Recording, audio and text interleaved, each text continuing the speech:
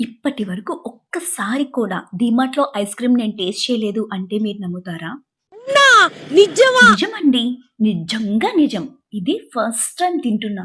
ఎప్పుడిక్కడికొచ్చి ice cream అని అడిగినా, "stock లేదు మ్యామ్, రెడీ అవుతుంది మ్యామ్" అని చెప్తారే తప్ప, "టికెట్ మ్యామ్" అన్నది ఒక్కరోజు కూడా లేదు.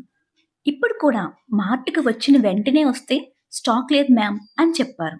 నా బ్రతుక్కి ఇంక ఐస్ క్రీమ్ తిన్నట్టే అనుకుని షాపింగ్ అంతా కంప్లీట్ చేసి బయటికొచ్చి ఇంకొక్కసారి ట్రై చేద్దాం అని అనుకున్నాను.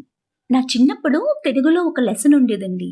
నిరాశావాదం ఏదో అదేంటంటే రాదు రాదు అనుకున్నదొస్తుంది.